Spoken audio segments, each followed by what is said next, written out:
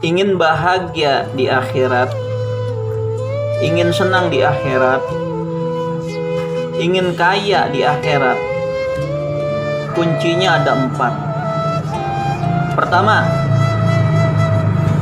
beriman. Beriman tentunya iman kepada Allah Subhanahu wa Ta'ala dengan rukun-rukun yang lainnya. Yang kedua, setelah kita hidup di dunia ini beriman kepada Allah, beriman kepada baginda Rasulullah Sallallahu Alaihi Wasallam. Yang kedua, iman itu kita buktikan dengan amal soleh atau dengan amal. Iman, amal, perbuatan. Perbuatannya ini adalah amal soleh. Yang ketiga, yaitu dengan ilmu.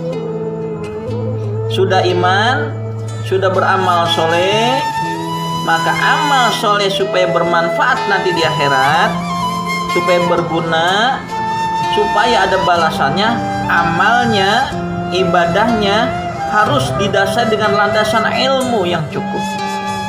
Karena Rasul mengatakan fakuluman bigori ilmin ya'malu a'maluhu mardudatun la tuqbalu. Banyak orang yang beramal amal soleh, banyak orang yang berbuat, melakukan ibadah kepada Allah Subhanahu wa Ta'ala, tapi amaluhu mardudatun, amalnya mardud, tertolak. Kenapa? Bighairi ilmin, karena tidak punya ilmu. Makanya sesudah kita beriman, kemudian iman itu, supaya iman ini bermanfaat, buktikan dengan amal soleh, supaya amal solehnya ini diterima oleh Allah Subhanahu wa Ta'ala dan dicatat amal soleh yang baik, maka harus didasari dengan ilmu. Yang keempat, terakhir, kalau kita ingin kaya di akhirat, bahagia, senang di akhirat, maka yang keempat, harus amal ini didasari dengan ikhlas lillahi ta'ala, semata-mata mengharap ridho Allah Subhanahu wa Ta'ala. Itu yang dapat saya sampaikan dalam kesempatan hari ini, dalam kesempatan malam hari ini. Mudah-mudahan ya jadi bahan renungan buat kita semua. Kalau kita ingin kaya di akhirat, kita beriman kepada Allah. Karena orang yang kaya di dunia tanpa beriman, dia akan jadi sengsara, akan menjadi orang yang miskin, bahkan penuh dengan penderitaan nanti di akhirat karena kekufurannya.